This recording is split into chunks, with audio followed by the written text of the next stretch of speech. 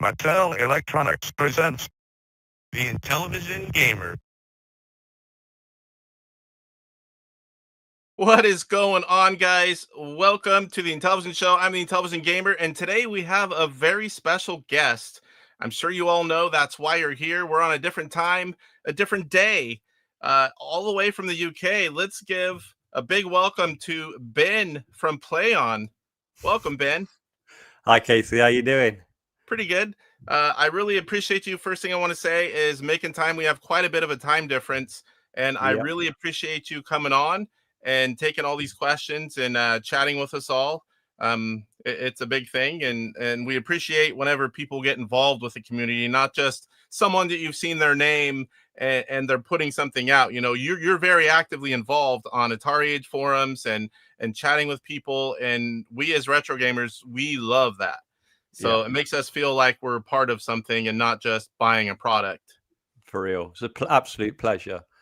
I couldn't wait to speak to you after seeing your exciting videos from PGRE. You were first there, and I thought, because I've seen you before pop up on my streams, and I've seen a few of your videos, and like, this guy knows what he's talking about.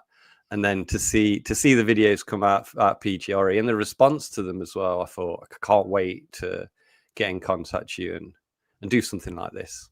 Yeah, that was pretty cool, because I was on, like a week and a half long vacation, and PRG was, part of that, and I hadn't checked AtariAge, and I pop on, I'm all, play on. He's like, oh, so that was a really cool message to get.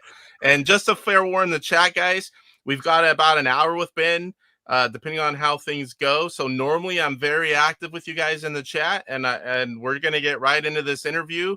And so I posted up. We have a bunch of questions that are new and everything from the community, and we will be taking some questions from you guys. Don't post them up now because I won't be able to find them with all you guys chatting. But whenever we get through these, we are going to start fielding questions from you guys. Make sure it's not already been asked, and we'll get to whatever we can get to with Ben. So appreciate you guys all being here. There's already a good number of you. So for those of you, or for those of us that aren't familiar with who you are, why don't you tell us your name, title, and a little bit about yourself? Well, my name's Ben Jones, and I've been working for Plaion, that used to be Koch Media, for nearly 18 years. And in those 18 years, my primary role throughout has been the development and manufacture of video game related accessories and machines, and I manage the development of them and manufacture of them, logistics, and getting them to sales teams, and I do all of that the whole way through. And more recently, it's been concentrating on retro consoles, and high points recently are obviously Atari 2600 and plus, and the 7800 plus, and all the games, and now the Intellivision Sprint. It's an amazing role, and I'm very, very lucky and honored to have it and to be part of it. So that's me. That's got to be exciting. I mean, I'm sure to do what you're doing, you have to be a retro gamer yourself. Of course. I couldn't imagine, I work for a very large, nice company that's worldwide, but I don't go to work and I'm not excited to do the things I'm doing. And I mean, it's still work, but I can imagine being able to do something you love every day and get paid for it. It's got to be amazing. Yeah, that's why I've been there for 18 years. I mean, that's its ups and downs, but I always say to people around me, and people are always complaining, and people are always moaning and bitching about everything. And I say, guys, if we were born 50 years ago, we'd have been working down a mine getting coal out. We are playing video games that we used to love as a kid, and we're making them. I mean, and you're making a living from doing it, and you're making everyone happy, because all these retro consoles and games coming back, man, it's my favorite thing. I hardly even play on the modern consoles anymore. I have them all, but I focus on Atari, the 2600, Intellivision, of course, and there's a few others, NES, but I'm more of a retro guy. I do love VR. But the retro stuff I love. I love the surge in the recent years. I love seeing everything come back. It's like, it's like a dream come true for me. I'm a true fan of Gen 2. So Yeah, me too, dude. Me too. Me totally. I grew up playing them. I was born in 1978, which I think was the year that the 2600 came out, or 1 year off. 1 year off. Well, I think 77, I think. in Europe. Oh, okay. Yes. Then we're And- both right. and like we've been there from the beginning. And I've said this plenty of times in interviews. It's such a concise 40 years or whatever. And to look at where it started with those graphics and those machines and this hyper progression to, you know, what looks like real life now video games. What an amazing, what a great time to be alive. I know it sounds corny, but it is. And like I say, we're not working down a pit. We're enjoying these things. It's fun. And I always think the greatest thing about video games above all media is that you are the action star of the game. You control it. You're there. And I think that's what video games gives you. It's such a great piece of entertainment, and yeah, so lucky to be a part of it, and long may it continue.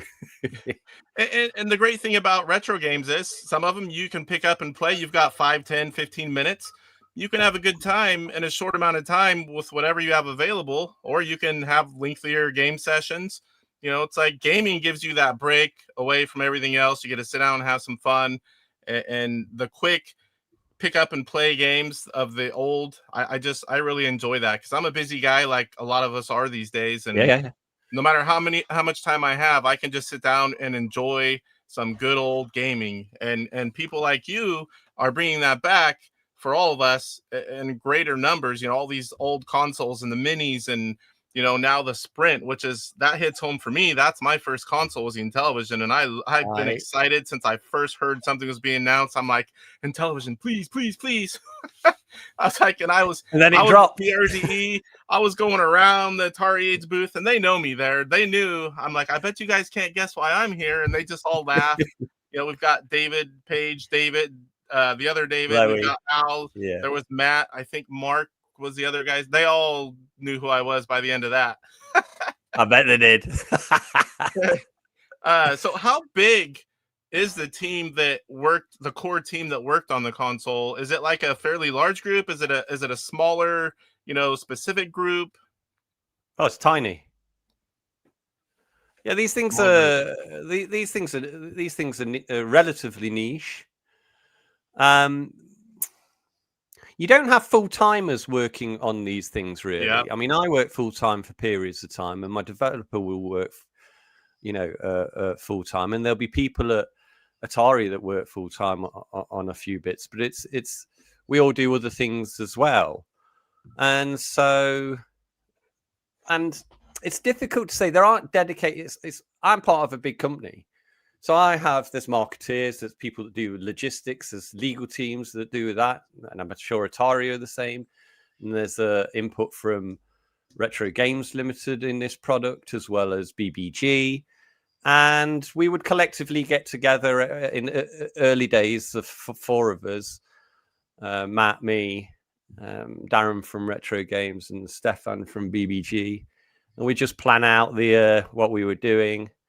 And then I was executing the hardware, and they all gave everybody. It was really good because everybody gave certain things to the project. Like Stefan would get the ROMs, and Retro Games Limited, they had the task of collating 45 videos of the games for the product to be age rated.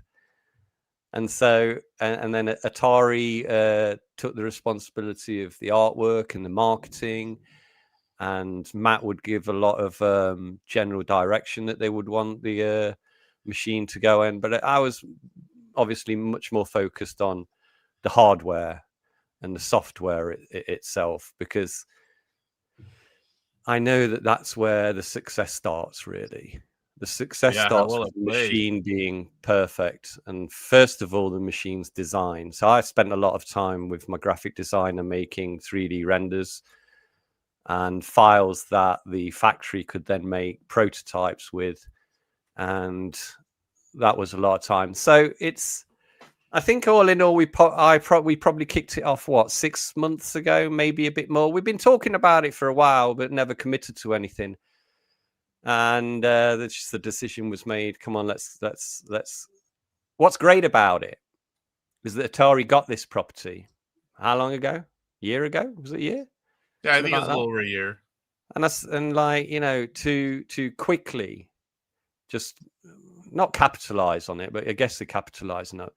But to get the machine out, to get that thing out, yeah, they're going to do something with this, and we've done it, and it's coming. And I think that's a nice feeling as well. Is to they have momentum with all the machines like the 2600 plus and the 7800, and all those games. 24 games now on cartridge been released, all the accessories, all the different things, and it's a nice momentum, and the Intellivision plugged in really nicely into it, and it was, to be honest, pretty much a joy to develop.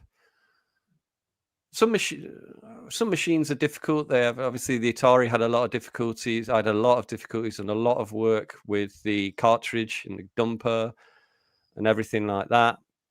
And the Intellivision was, I had a lot of time on the hardware itself, which is probably my favorite part.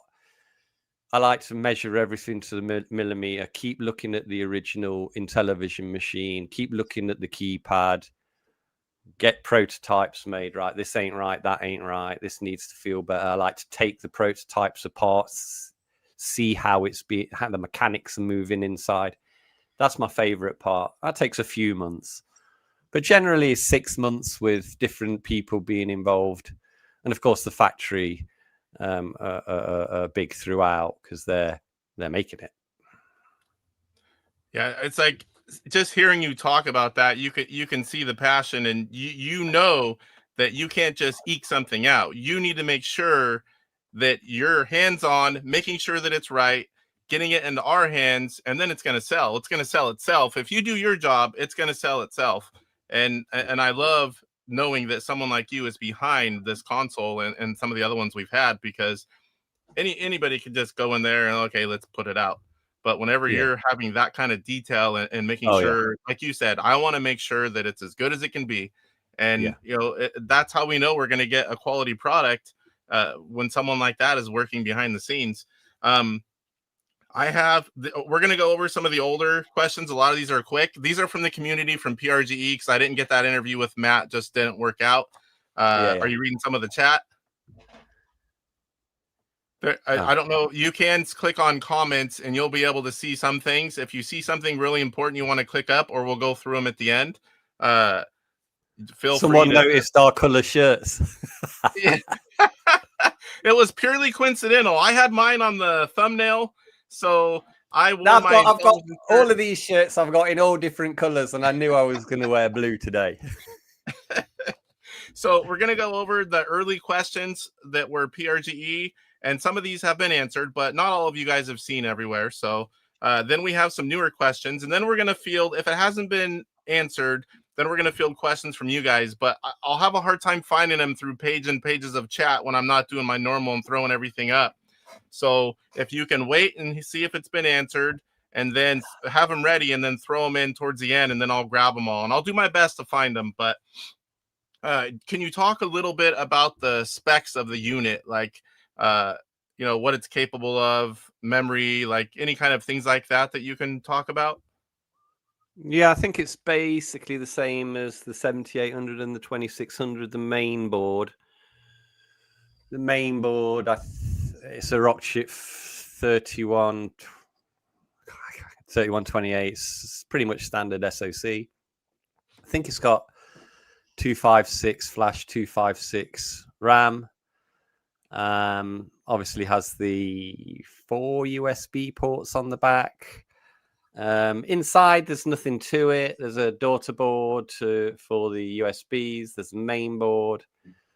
And then there's a couple of wires that go to the USB connectors for the key controllers. But it's pretty standard. And you do that because we know those chips and we know those boards. So we know they're very reliable. They last for years and years. There's no moving parts really to them, so that's why we use that. Totally what you would expect.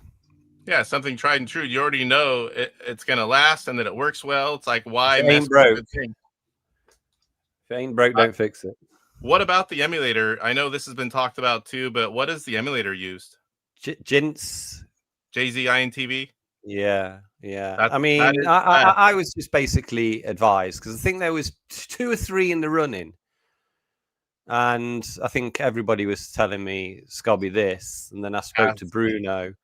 Bruno's the developer of the software, and he went, "Oh yeah, there's no doubt. It's got maximum compatibility. It's got better everything than all of them. I can work with it really easily. So it's a no-brainer." And I think I've read quite a few times on the forums and that is the right thing to do. Yeah, you whoever was advising you guys or however you worked that out, you totally made the right choice because there is only one choice for that, and you guys you nailed that. Can you talk a little bit? This was the big one. Obviously, this was the biggest one, which I'm totally fine with it, and I have probably more original hardware than most anyone. The lack of a cartridge port. That comes up all the time. I don't really know how to answer it other than why aren't you happy being able to sideload every game we have out there? Instead of adding a cart dumper.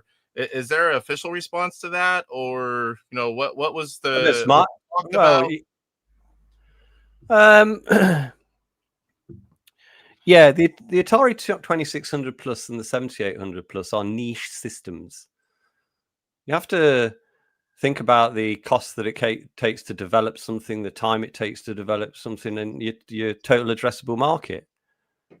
And they're pretty small. It's sizable. We've done well with them, and sales are good. But we're obviously not talking Switch or PlayStation.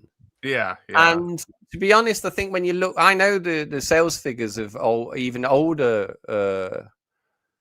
retro plug and plays like flashbacks. They sold way more back in the day because they were first there. And the ubiquity of people being able to play any game you want on a web browser now, play everything you want wherever you want, buy a machine off Amazon's got 3,000 games on it. It obviously has an effect that wide availability of you can get whatever you want wherever you want. And when you think about the 2600 plus and the 7800 plus, the way we can sell cartridges. And we do sell cartridges, 24 releases now. Again, that is a nice market, but it's certainly very niche. And then you look at and then you say, okay, we've got to transfer all that knowledge and all that thought and all that data that we've got from that into an Intellivision, which is even nicher. In Europe, I don't think there's many carts at all. Remember that we sell in Europe, we sell in Australia. We also actually sell now in Japan. Then US, big market, of course, and they've got it. So there's not as many cartridges that are out there. And above all, my experience of getting cartridges to work on the Atari systems was by far, way far, the longest and most time-consuming and costly function that was done on that machine. And so, yeah, I want to do it. I'd like to do it, but it's like, wow, guys, if you want this, I can tell you it might take me a year, maybe more, and I get it wrong. Whereas we can do this. We can pack it because it was the anniversary as well. I thought there would be a really nice thing to get this machine out for its anniversary. And again, that momentum of Atari buying Intellivision and then doing something quickly with it, I think was really attractive for me, at least. Yeah, that quick turnaround. We all wanted something, and we've been eagerly waiting. And 45th anniversary, close to the day, and 45 games. It's like, I think it was well done. Yeah, so it was that. I mean, I know there's these comments being brought out that we'll wait and see, and of course that's true. I'd be ecstatic if we get the opportunity to say, okay, let's do it again. Let's put cartridge slot on it and let's do it.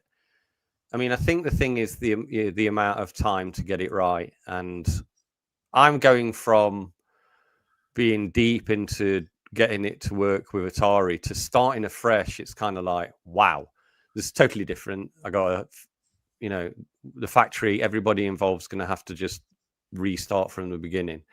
And so it's just an unknown thing. Now the Sprint comes out, hopefully be a success. I can see us giving it a crack, possibly at a later date. So that was it really with the cartridge. We'd love to do it. I'm quite happy because, I mean, how many people have all access to all these games like I do? There's not a lot. I mean, you might have a few. Being able to purchase ROMs, all these publishers are still making games. They're going to be able to sideload their ROMs. People that weren't making ROM sales are now going to do it because of the Sprint. This is getting the community going again. You got Atari being able to sell games, and I know they're actively looking. I mean, I think it's a great time to be an Intellivision fan, and I was quite happy. I was never butthurt about the no cart port because it's got the right emulator. It plays all the homebrews, the original games, and HDMI wireless controllers that work really well. I mean, I played with this games literally all weekend. 45 games is a selection as well. There's loads on it. Very good start. This is like an anniversary, a celebration. So come on, let's put 45 games. Get this machine out. Get it all, the hardware perfect, the controller perfect, and we just deliver it.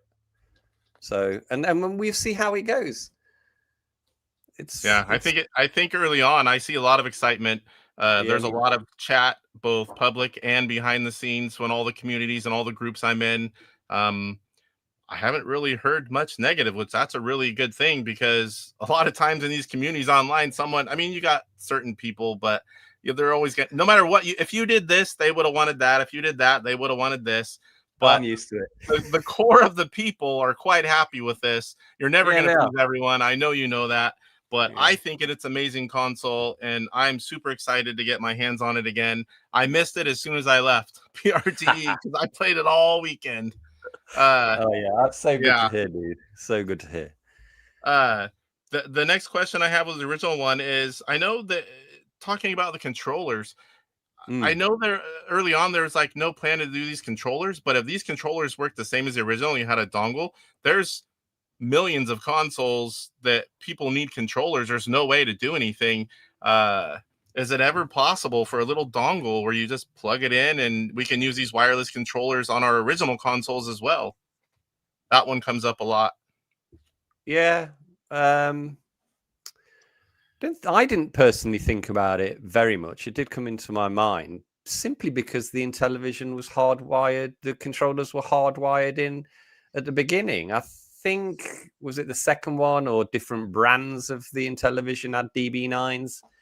So generally, I thought, well, maybe. And as soon as this chat started after it was announced, I said to the factory, you better start getting a DB9 and USB dongle made, dude. Yes. But then there's complications with that, because I'm going to think, okay, right, so people can use it DB9 on some machines. There's a little bit of a market there.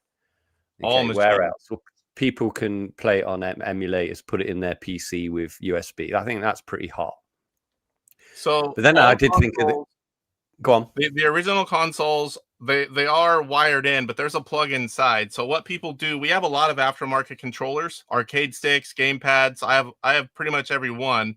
They put a Y adapter inside and reach a plug right outside. There's also, I wasn't prepared to show this, but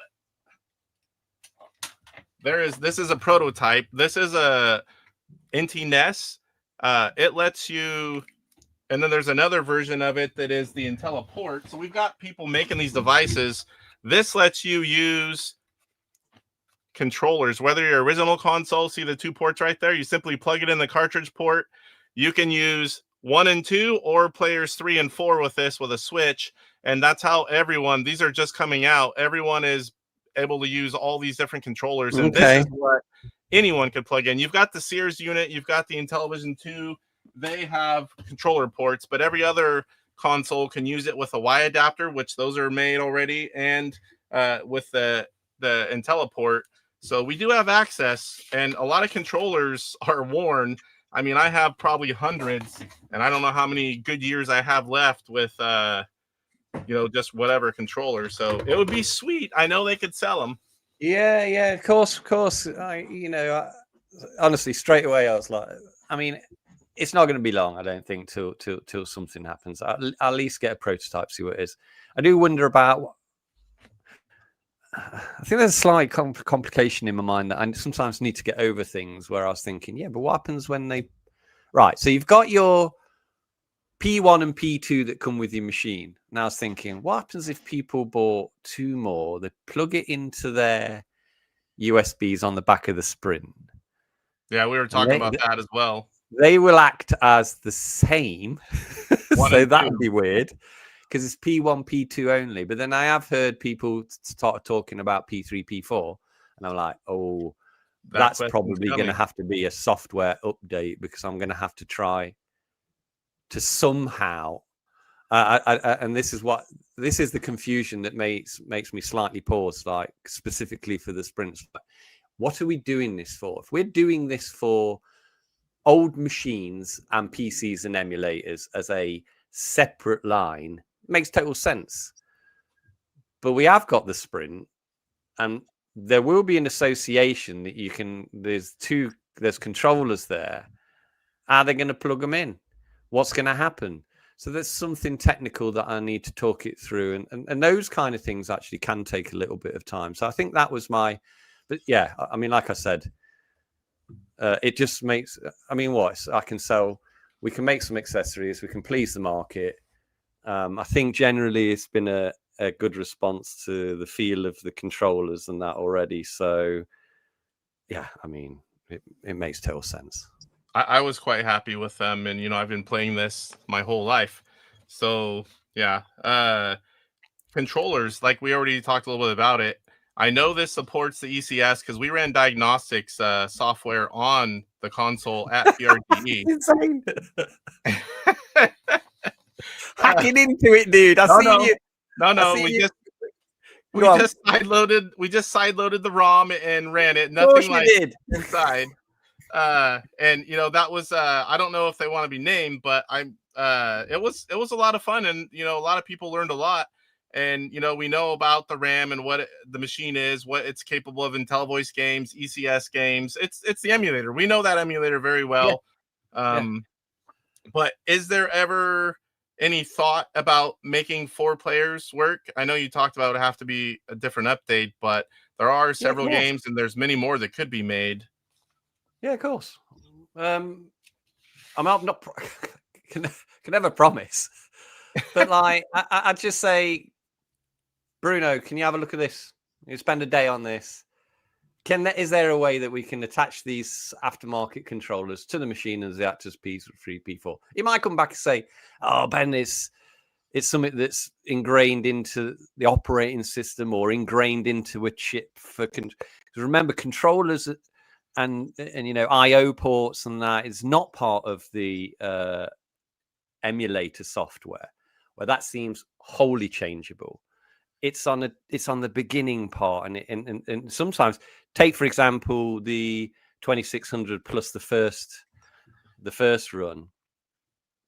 Not compatible with a couple of controllers, and it's so frustrating because the chip that controlled the controllers was updatable, but there was no function. Because when you want to update the 2600, there is a certain method you put the game reset down and you press this, and then it changes the machine into a certain mode, and you were able to then reflash specifically the dumper chip, and that's what's not saved me, but that's what really helped elevate the 2600 plus with that compatibility.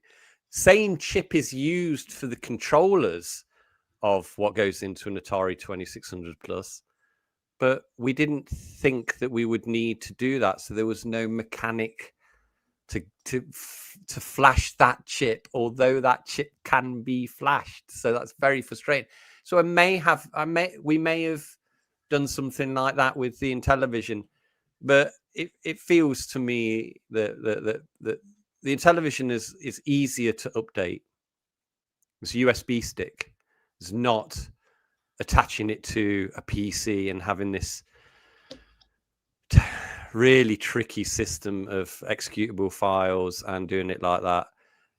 The Intellivision, that sounds like the right way to go, because some people are not very technically inclined, and if you can just have a file, plug it in, that sounds amazing to me. I have 3 7800s, 2 2600s, and they've recently made it to where all the homebrews work, but I haven't updated mine yet because I've heard about the whole lengthy process, and I've got both consoles right here actually.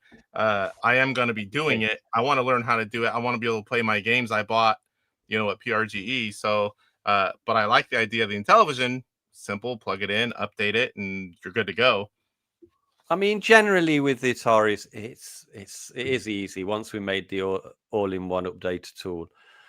But the problem with it is that you're dealing with somebody else's equipment, their PC, their laptop. Yeah. And there's something about the data delivery from USB sockets that you don't know anything about on the laptop to the machine that sometimes just ain't right. And I just say, take it out and put it into another USB socket. Oh, it works fine now. And then there can be driver issues if you've done something before. So it's complicated, but yeah, for sure. When we were doing the Intellivision, I was like, it's USB key only, dude, for this. And he was like, yeah, no problem. We'll do it. It's interesting because you can, if you get into trouble, there's wipe all functions, and you just get a USB key, put it in the back with a certain file in it, and it not wipes the machine, but does a factory reset, because we put a partition in with firmware 1.0 that's saved there. There's a safe place for it. Yeah, so you can start over. Anything goes wrong, flash it back, then start again. But generally, I've just been, any new version that Bruno sent me, I would just put a USB stick in, bam, it was there. And then we have the added benefit of a much more simplistic way for normal use. So I'm not sure how many updates. I don't want to make any updates. I made so many for the Ataris. It drives me insane. I don't want to make any. So for the Intellivision, I don't want there to be many. Maybe we'll have to do some for the things that you talked about, say P3, P4. There'll be elements, I'm sure, that people will think about where it needs a proper, what I'd call a proper update. But for the USB key, on it, I mean, you saw how easy it was, even just putting ROMs on the key. Yeah, will just work. And then there's a secondary way of having that function, and that's just if you format the USB key in a certain way, like it's I don't know, folder for pack shots, folder for screenshots, folder for product description, folder for the overlay screen, and a folder for ROMs, and then I think the emulator. And when you put that in, it will actually show the games on the carousel and everything in order. And I think that is going to be the key thing for people to really really enjoy and tinker with is that aspect. And it's all USB, and it's so you just plug it in and it just works. It's easy. I mean, we had it, plugged it in, popped up in about a second to a second and a half. And, the stuff you just talked about, that's going to be a question coming up as well. All right. Battery life. I'm assuming battery life is a really good, like the other controllers, 2.4 gigahertz, right? Oh yeah. It's don't change nothing. Don't change nothing from the CX40 and the CX78 plus wireless.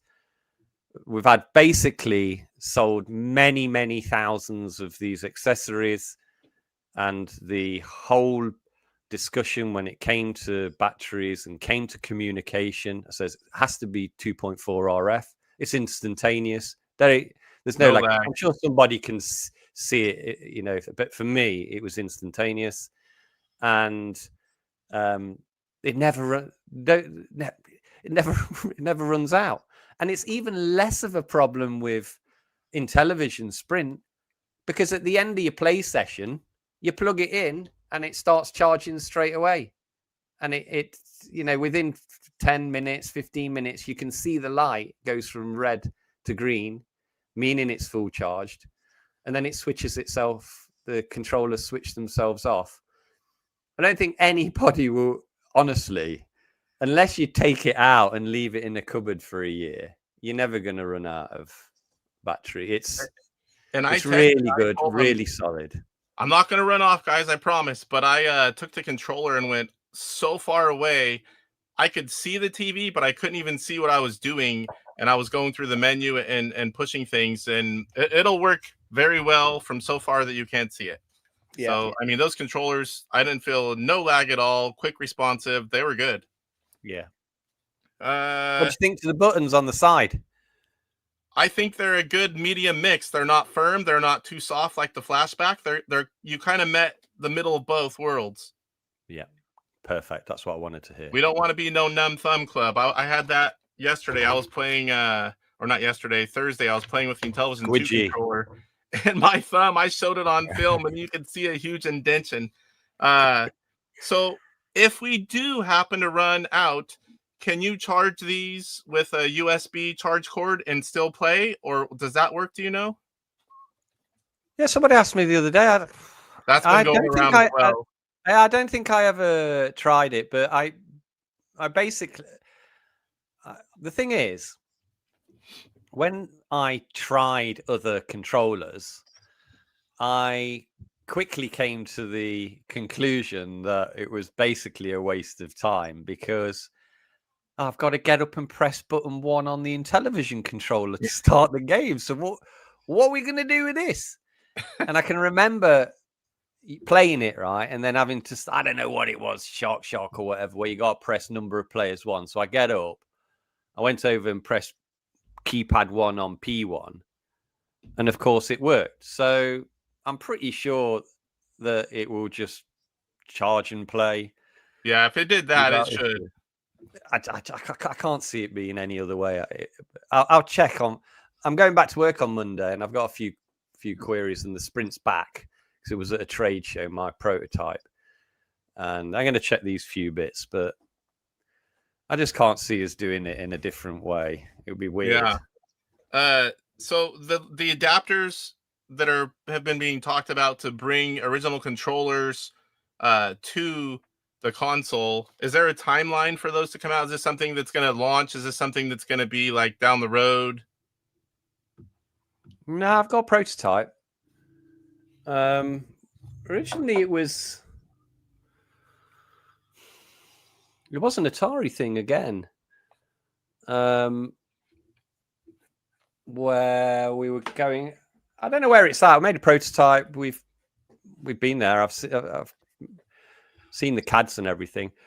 But it was going to be so that you could plug in DB9s into anything Atari-wise, DB9 into USB and play. So a nice little secondary accessories line. But then, of course, with Intellivision Sprint, Atari talked to me a few times about it, and I was like, well, I assume it's the same.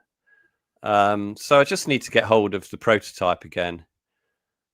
I don't know where it is, and then see what happens when we plug something into it. I don't know whether the connections are the same, because I know that DB9's on Mega Drive, Sega Genesis. Sorry for you. I know they're wired differently. Yeah, I don't know whether how Intellivision. I mean, actually, they even messed up on the flashback controllers. Those have a few wires that are different. They're wired a little bit different. They were supposed to be the same, but once they were already made, it was a done deal. But they quickly made adapters. But yeah, anyone new in chat? I know I said at the beginning, but we're trying to get through all the questions, and then we're going to go grab them at chat. So just bear with us a little bit longer, and if your question's not answered, we will get to it. I promise you. I know you're more of the hardware guy, but are they planning on the overlays? Overlays are going to wear out as people use them. Do you know if they're planning on going to be sell like replacement overlays for whenever we wear them out, we can buy new ones? You think they're going to wear out? Oh yeah, they wear out. I mean, a lot of games I don't use them, especially games like baseball, but some of them are more complex games. And the more you push, sliding in and out, the main thing that's going to happen, let me grab one. From sliding them in and out, they start to curl at the bottom, and then they'll get a little tear. And I don't know the process that these were made under, but you also will start to wear out the buttons will start wearing off. So they do wear out. I mean, it's not like it wears out in like a week, but that was another question that's come up quite a bit. Yeah, I don't know. Yeah, I mean, the thing is with questions like this, unfortunately, we have to put our business hat on. Yeah, and we say, okay, we'll make some. I say, okay, what's MOQ? Oh, Ben, you're gonna make 1,000 at least. Gonna sell 1,000 packs, really? Well, I think though, with the generosity and the spirit of modern Atari, I would see it highly likely that they would say, put some out. But yeah, it's. I'm going to say this quite a few times. We'll be like, "Wow, I hadn't thought about that." It's a bit like not thinking about making the controllers, compatible with, having a dongle on it. I mean, it's things that kind of are in this subconscious, but they never go anywhere. And you'll hear this a lot. And remember, people that on these topics, this is important. Take the example of what happened since the 2600 was released. The machine software is entirely different. Plays virtually, I think, everything now. I think a couple, maybe Ricky and Vicky, whatever. Yeah. We bring out wireless controllers. We bring out the 7800. We're lucky enough to somehow get Atari get a license from Namco and bring out a Pac-Man branded thing. If this kind of feeling is with the Intellivision, albeit smaller, but it's cool. I just can't, and everything. It's like I say to a lot of people a lot of times. I say, don't worry about it. Everything's going to be all right. Look at the history. There's more coming, and we're going to continue supporting this. And people can just look back at AtariAge and look at the products that's come out and just say, okay, well, yeah, it's not bullshit. It would seem that it's going to continue. So for all these things, and I react, and Atari react. We all read the forums, and we all take what people like yourself say and say, okay, well, that's a good idea. That's a good idea. You can weed out things that are not really going to happen. Hey, I'm glad this is a public forum because that's a very good idea. So yeah, it's going to be cool. And I gotta say, I'll have messed up. Yeah, there's no doubt about it. I mess up all the time, but what I do is I talk to people, I react, and I say, look, I think I'm going to try and fix this by this way, and I've got history doing that, and it will be the same with the Intellivision Sprint. Hopefully, it will be a little bit easier because of the construction of how the software is made and everything else. It seems relatively straightforward. What I want is actually not much talk about compatibility and problems and bugs. You know what I want games. I want people to play games. I want people to make games and just watch streams where people are just playing a new game. When there's PGRE with these new games, I watched you and a couple of other people showing new games. That's the key. The key is actually in the end game content. You start off with a competent machine. You got to tweak it a little bit. Okay, I don't want to do that too much. But the key thing is getting. I now keep going back to Atari, and I'm sorry, but that's my recent history. It's like I really enjoyed making Tiger Heli, and if I could just do that, that's all I'd do. Yeah, make new content, because bringing old stuff back is cool, but it's a baseline, isn't it? Like the 45 games, the baseline, they've all been there, and that's cool. But then to bring new things like what Bob does, what the homebrew scene does, that's the exciting part. And if you're able to link it together with, I don't know, the odd license and that, it just elevates things to a new level. I always say about it, it's like when you can, for the cartridges on the Intellivision and then for games on the Sprint, it makes the machine not a dumb terminal. It's not dead. It's alive. It's actually a platform. And it can continue. It can continue for a decade. Can continue long after I've been and gone. So that's my that's where I'm coming from with it. Just it's all going to be all right. All right. So a big question. It did come up at PRGE. Should we not plug this console into the USB ports of TVs? Should we use a power brick? And does it matter which one if we do that? That is a good question. Generally, I always use the TV's USB socket, because I think this, 1 amp, more than enough. I'll have to have a look at the exact amount. There's always a spike on boot. Same again with the Atari. Is the operating system loads for a few seconds, but when it actually goes into the actual emulator or something, there's always a bit of, or the user interface in the case of the Sprint, there's always a little bit of power spike. And if your TV is running, some of these USB sockets, especially on old TVs, they're like 0.5 or less amps. What can happen is the system sees that there's not enough power and it just goes in a boot loop cycle. It's fine. Happened. Yeah, it's fine, but you just need to. I always say to people, please just use your iPhone power brick. What do you call them in America? Wall warts. So what? I call them power brick. Yeah, just whatever you put. Yeah, just your USB power into the wall.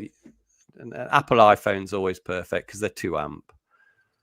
And these are not planning to be limited, right? As long as people keep buying them, you guys are going to keep making them, right? The consoles. Of course. Yeah, I mean, that question came up a lot too. It's like, oh, are they just going to do it for so long? I'm like, I don't think so. They spent all this time, they're going to keep selling them as long as people are buying them. Yeah, I can't. People ask me about, just know if it's selling. We're going to just keep doing it. It seems like a platform that just be around. Why not forever? Yeah, it'd be like I know everybody's always, especially enthusiasts, with the CRTs and that. But really, the vast majority use the HDMI for the clarity, for the ease of use, and I would hazard a guess it's got to be in the 90%. I think it's pretty high. I don't. Unless you're playing gun games. Yeah, I know. I get that one as well. This was something that I was wondering right away, and I know we talked about at PRG. When you are in a game and you want to go play another game, is there a button combination you can push to go back to the menu, or are you supposed to hit reset? And the reason we're asking, because you're sitting on your couch with wireless controllers and you want to switch games, you have to get up and run up to the console to reset it and then go back and sit down. So we were wondering about a menu, some kind of menu button to bring you back. Hey, Casey, when I'm testing these 45 games, months ago, I do a lot of my testing in the evening. And I've got a massive TV, and then I got a big sofa, couch. I don't know, 6 foot, 8 foot away. I'm playing these games, I'm testing these games, and I'm like, I'm getting up and down. And I said to Bruno, you need to do something about this. It's driving me insane. He says, what do you want to already do? ran across it. He says, you should have told us. We could have put a button on the side of the controller or something. I says, nah, we can't keep. It'd be a bit weird to have additional buttons. I'm not having any of that. Right. Press top left fire key on the side. Button 5 on the keypad for 3 seconds. Return to UI. Nice. And that's in the launch software. Sweet. Okay, because that came up right away too. It's like, oh, definitely. We're far from the TV with wireless controllers. It's gonna suck if we have to get up every time we change a game. Yeah, we're getting lazy as we get older. You talked about this a little bit about having different folders on the USB stick. Whenever we're loading our own ROMs, are we able to do something like have a folder for Activision games, a folder for Mattel games, or do they all just need to be on the main the root directory?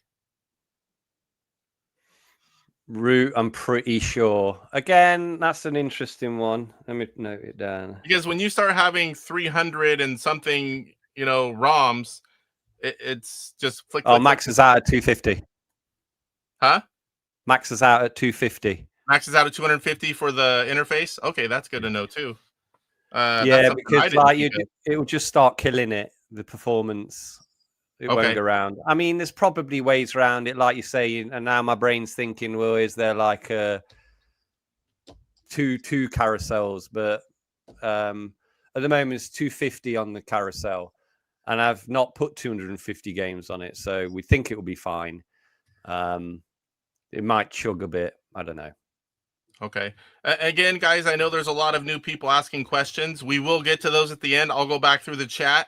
So don't feel like I'm not addressing them. We're just trying to get through all the questions we already have, and then we'll go through the chat.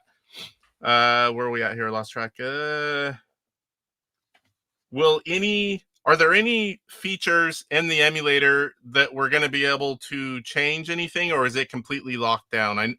The technical guys bring up this question because there's a lot of things in the emulator that we can change or set up. Is any of that open, or is it completely locked down and we just play what it is? Well, I'm pretty sure it's one that I'm gonna have to go back and talk to. But I think that the emulator config file is on the USB as well as the assets and the ROMs. So I would maybe it's possible to do it that way. I mean, what kind of thing are you talking about on the options of the?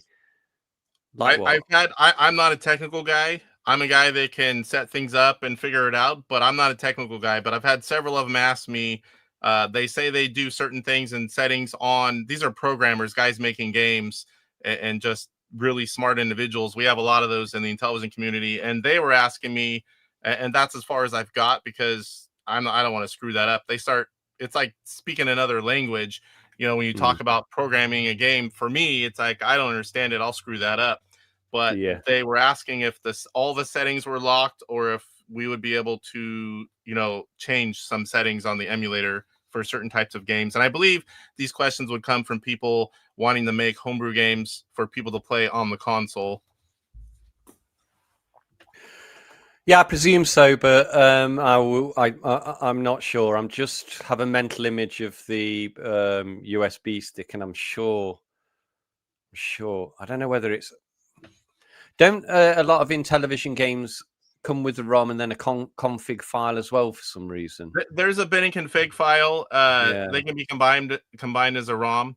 But that's for the game. There are other formats as well, but the guys that made the USB stick that they tested and I tested, there were only ROMs and bin and config files that were tested. John, the Gen X grown-up, did try, I think it was an INT file, and his weren't loading, and he was asking us about it.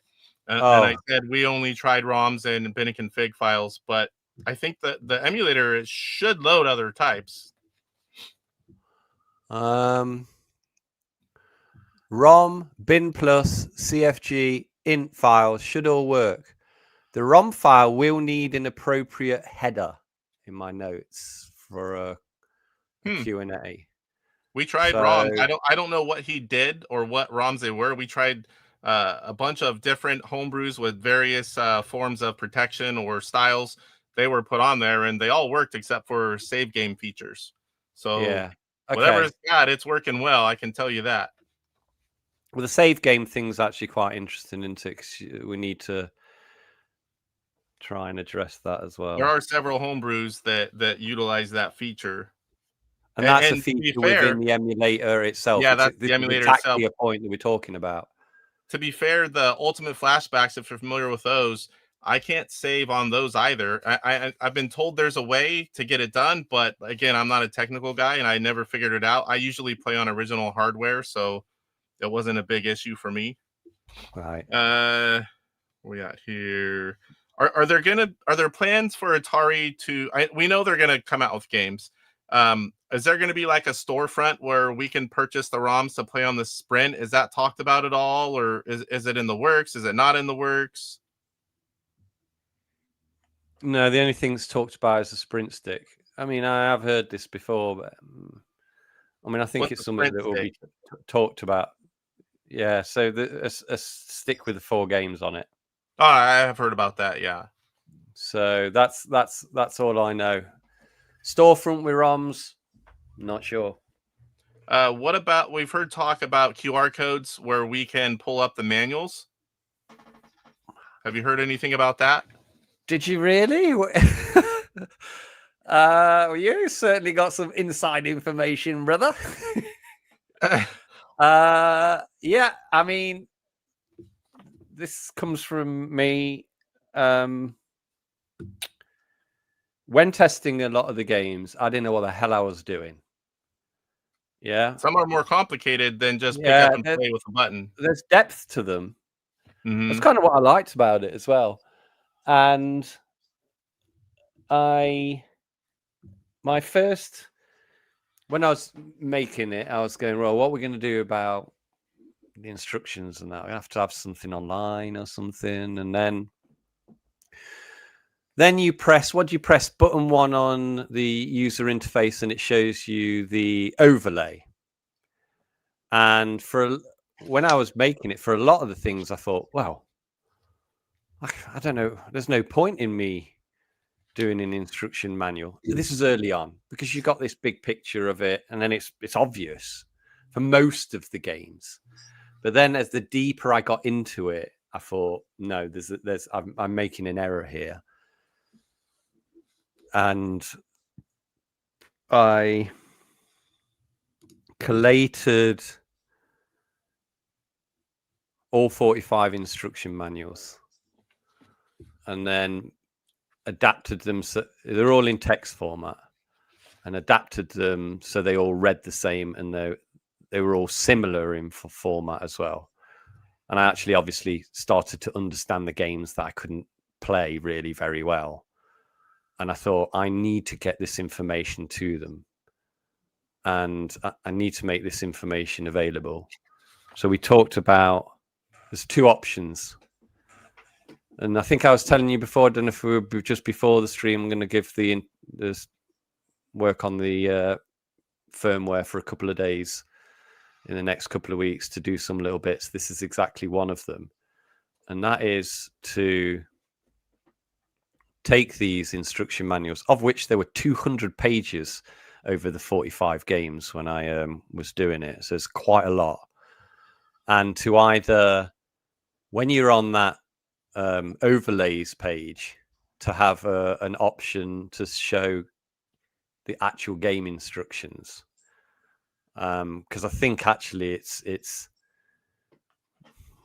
essential for some of the games. If you've not played them before, you don't know what you're doing. I mean, you can always go there's games I've played online. for decades, and I can't remember all the things all the time, especially if it's been a while. And going online is not perfect neither.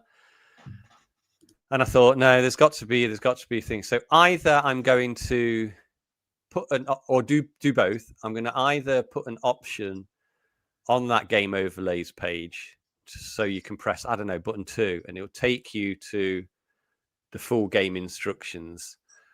And some of them are really long, so I have to figure a way of scrolling that page and format it nicely. And then the other thing that I think is cool is to have a QR code there and get your phone. Some people will complain about that, but I think this is why I've got to do both. Oh, a lot of consoles are doing QR codes for all kinds of things. High score entries, information. I mean, yeah, that is cool. I've seen that with 2600 games. I think Audacity are doing it. Yep. And so, I think the cool thing is about having a QR thing on it is because you take your phone, do it, it's there in front of you. So when you're playing the game, you can reference it. Because my only slight concern about having it in the UI is that you'd be playing the game and then you'd be like, well, I don't know what to do. I'm going to have to go back to the instruction manual, and that means coming out of the game. So it's nonsensical. Yes. I like the fun thing. I think a QR code thing's good. I've got all the instructions, although hilariously, Boulder Dash, I don't think you need much instructions for Boulder Dash. But I think when I was reading back Boulder Dash, I was like, man, I've found the C64 instructions. so I'm pretty sure the 44 others were correct, because when I was referencing it by playing the game, it made sense. But when I got to Boulder Dash, it was like, press spacebar. I was like, yeah, that's all right. I mean, no, but the Intellivision has got some kind of crazy keyboard add-on. I was like, no, they didn't design Boulder Dash for the keyboard add-on. There wouldn't be enough people that could buy it to play it. So yeah, sorry, long story, but yeah, I like the QR code. I'm going to do it in the next couple of weeks. Yeah, I think the QR code idea is a great one, because pops up, you just scan it, then you can look at it on your phone while you're in the game. You don't bouncing back and forth. I don't care for. Yeah. Now I lost track of where I was. Keep them coming, bro. Keep them coming. I'm assuming that there's going to be no more games added officially with firmware updates, or is that a possibility? You know, like some other games further down the line that can be added with a firmware update, kind of like Evercade, they do that. Some new game, or you know, oh, we've got the rights to this one now, and they add one once in a while to the firmware. That was a question. If Atari are feeling generous enough. Yeah. I mean, I think the thing is, though, Case, is really like you put it.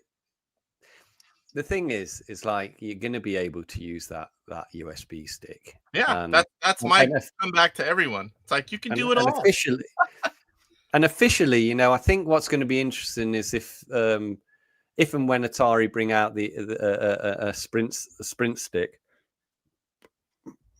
I think the content of it has to be special. So I think I'm sure that Atari will make sure the 4 games are pretty special, and the pack will be special itself. We spoke about, you know, a lot of the people that buy these things appreciate the box, and look at some of the amazing work that, I mean, Atari do with instruction manuals.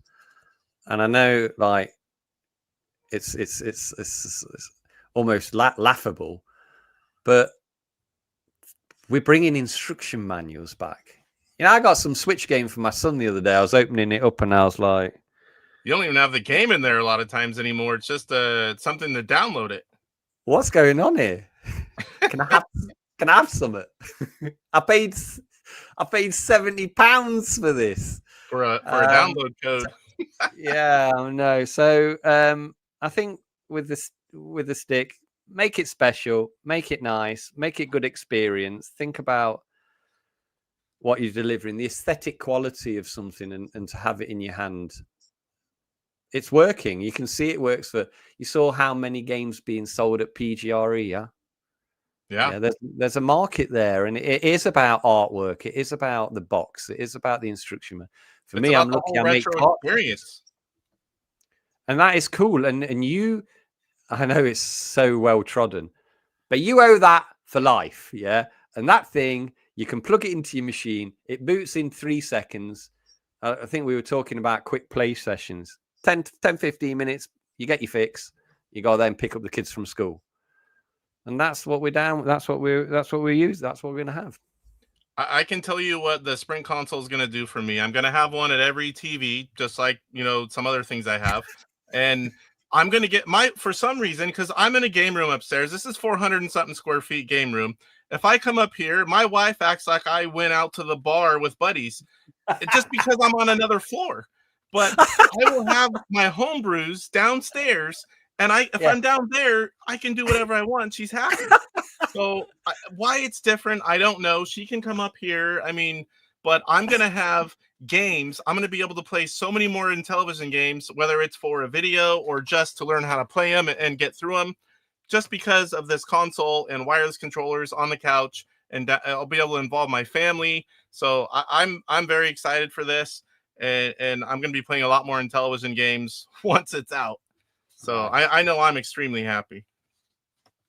Are we going to see any kind of advertising anywhere for the Sprint? Is it all going to be online? I'm assuming, and YouTubers and different things, word of mouth, or is there any kind of advertising anywhere that is being done? That one came up a lot too for some reason. To me, this is kind of a word of mouth thing and YouTubers, but websites, it's going to be on the website. Obviously, it's like everyone talks about it. What more do you need? Well, everywhere I bring up YouTube, I see Sprint. People I've never even seen on YouTube before. It's full in my feed. Yeah, this is I don't know whether this is one. I have a lot of discussions internally with people that say, I think we should have a load of posters on the London Underground. I'm like, what? How much is that? Let's just get some samples to some influencers, yeah?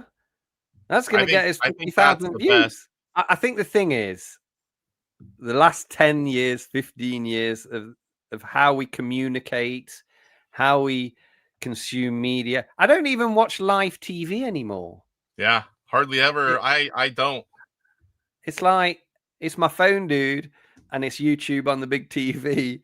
And I reckon that a vast majority of people have a very similar thing. I think,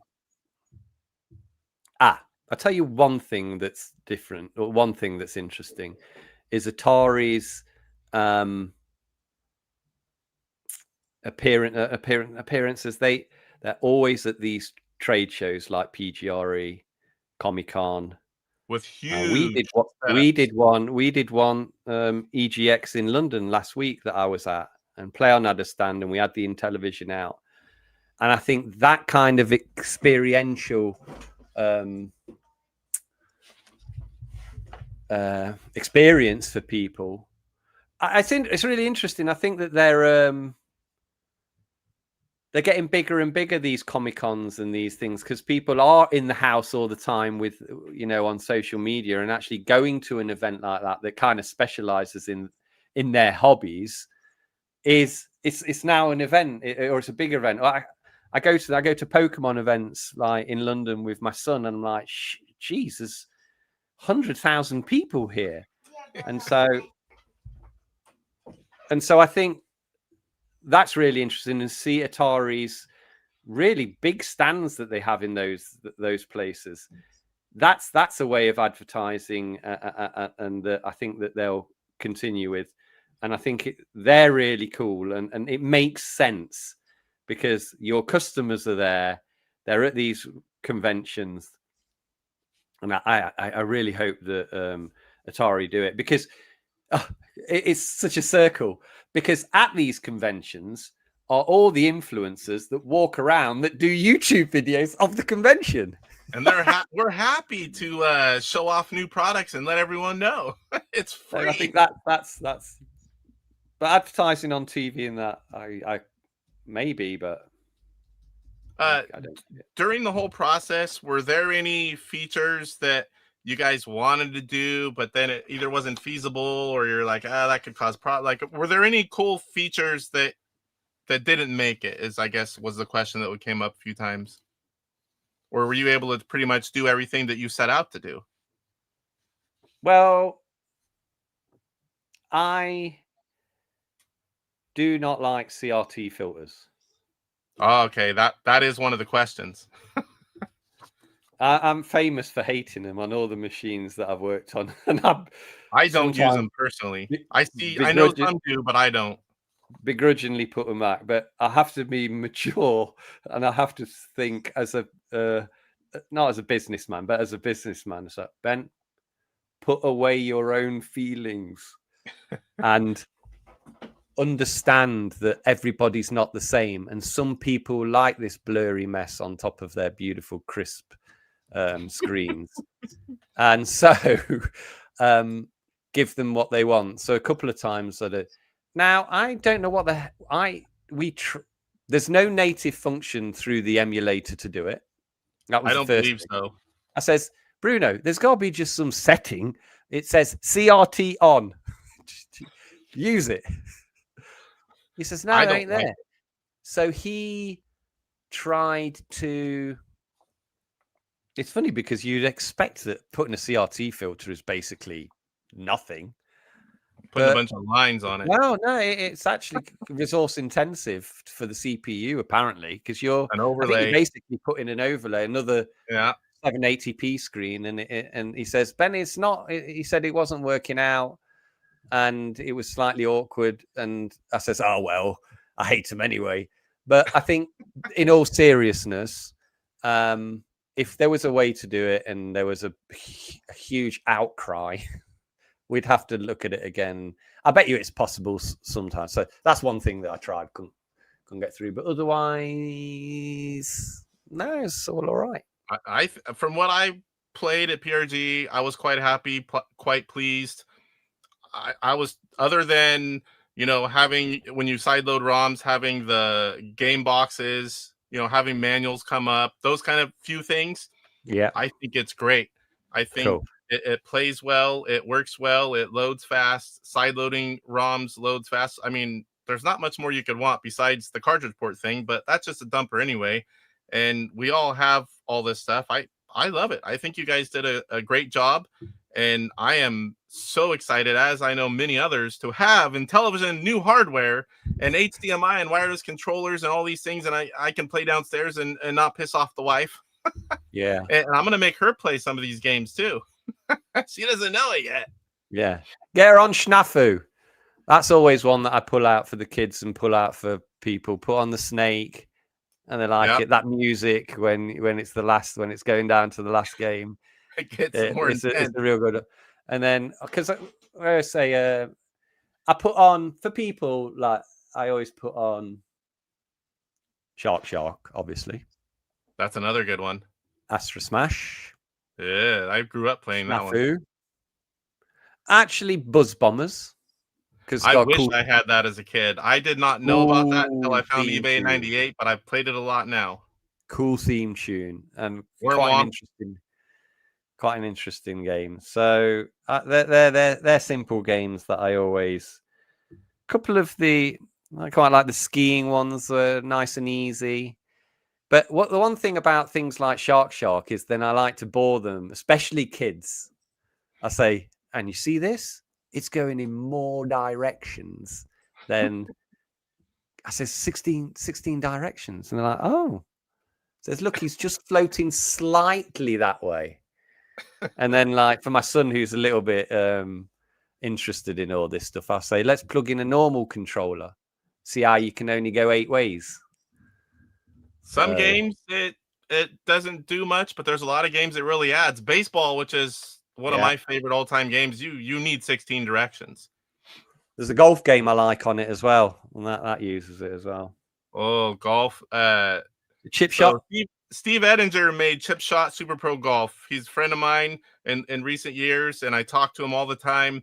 And that is by far my favorite Gen 2 golf game. That he did such a phenomenal job on that. We even did a YouTube Golf League on Chip Shot, and there's supposed to be another one coming up. He was at PRDE the year before, and a lot of us got to meet him, and he signed boxes for us. It was really, he's a really down-to-earth, cool guy. So now we're to the chat questions. We either I either asked and you did all my questions, and a lot of them were you talking about something and went off a little bit, and you answered other ones. So there's a lot of, I'll throw them up here. This is great. I'm excited for you. Ben's a great guy, and who better to interview talking about horse racing. And I'll just quick through. This won't take too long, and we'll point out all the questions. I saw several good ones. Atari's been known to local market company for some of its hardware, e.g. Atari VCS, and have suddenly pulled out from the market in Canada. Oh, that was another question. That reminds me, not that question specifically, but are these Sprint consoles going to be available like in Australia? I know they're available now, which was early on about Amazon and Canada because they weren't available right away. And I know that's done. But what about, like, we have a lot of collectors in Australia that were asking about them being able to get the console. Yeah, the container actually left with stock last week for Australia and normally Australia, and then normally some go to New Zealand. It may just be Australia, but yes, it's on the way. Sweet. They'll be happy to hear that. I know there's a few more in here. It won't take me long. That's why it's like, get them in there at the bottom, guys. For those of you that held the questions, get them in there now, and we'll get to them. Ben, did I see you at the Atari business booth at Gamescom? Gamescom? Not this year. Not this year. Maybe last year. I didn't do PGRE. I didn't do Gamescom this year. This is one of our brilliant minds. This is Michael. He's a programmer, very, very highly intelligent individual. Hallmouth, I ordered a Sprint. I had a Mattel back in 1979. Please let me know. We get Burger Time. You can sideload Burger Time. This is the question I think we get asked the most. Why doesn't it have this? Do we have that? You can put it on a USB stick, a ROM that you own, and simply plug it in, and you can play whatever games you want. Homebrews work. Original 125. It's amazing, and it works well.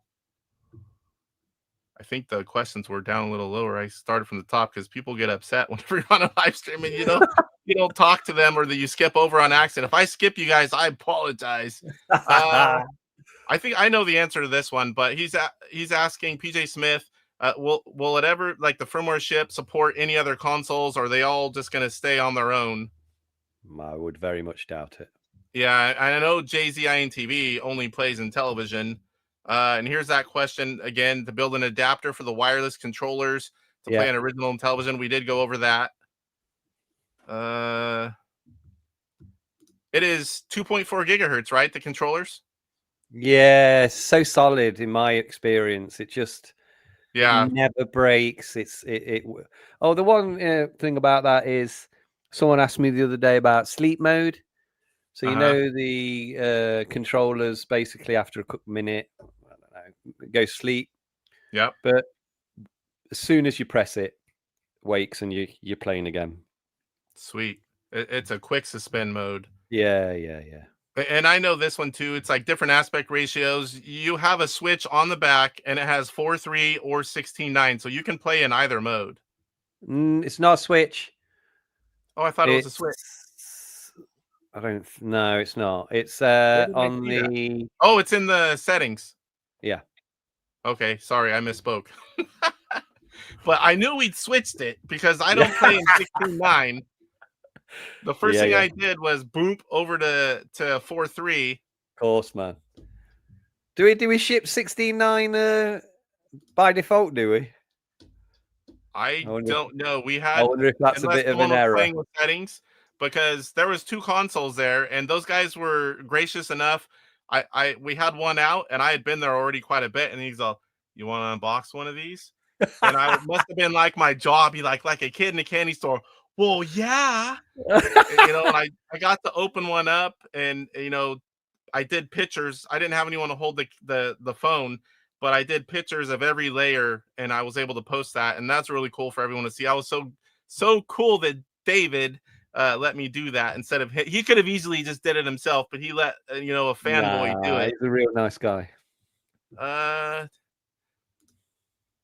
So when you plug in other controllers, because I know that emulator will let you do that, will other controllers work and just kind of go, or has that not been tested into the back USB ports? That's what Master MIB. I think he's probably asking. I don't know if you're familiar with these. There are digital screen, touchscreen controllers with 16 direction, and there's a lot of other things. So I think that's why he's asking. But I basically tried my Atari controllers that I had nearby.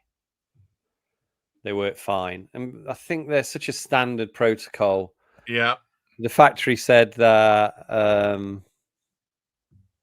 and Bruno said that his wired PlayStation controller worked fine. I don't know whether they're like third-party clones. The one thing interesting that Bruno said, that was when he tried either a 360 or an original Xbox wired controller. I can't remember which one. Could be clone.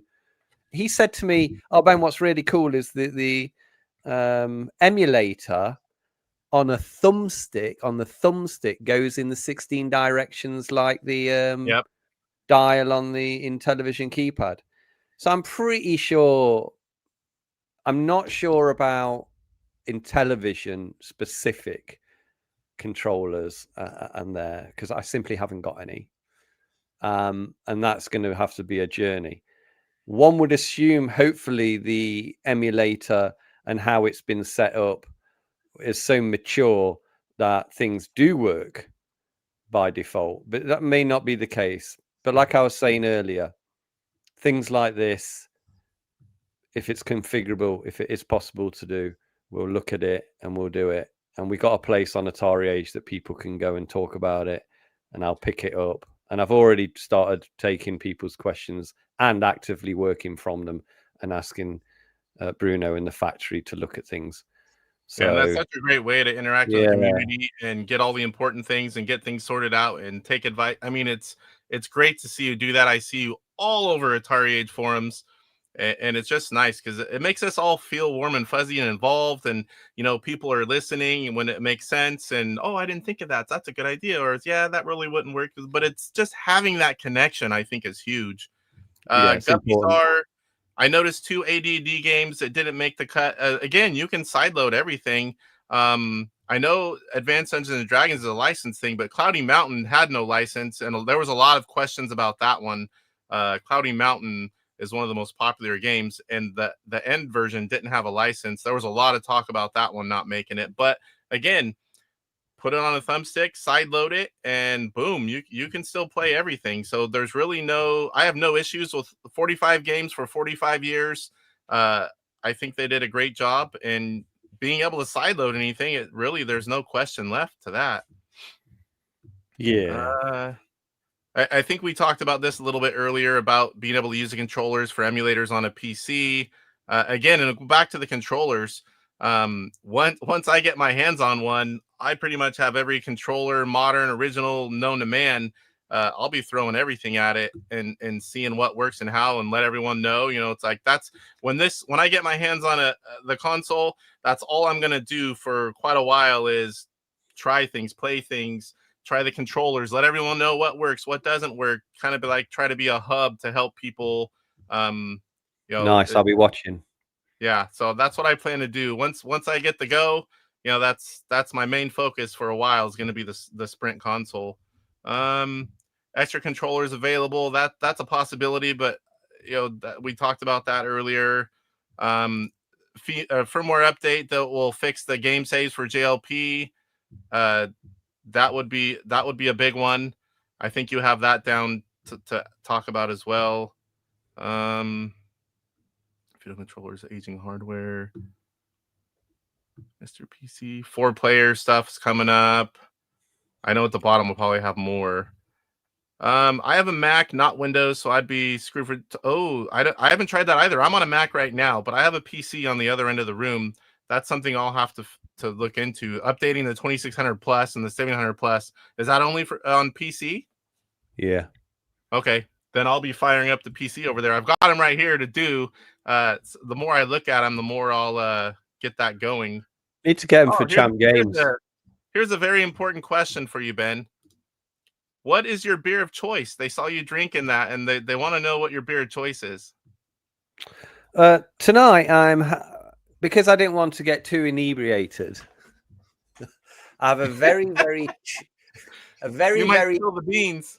cheap French beer, and that is only 2.6%. The French always send the British the worst stuff, but I drink it because it's wheat. And that's topped off with a Belgian beer, a Stella Artois. I generally like all beers.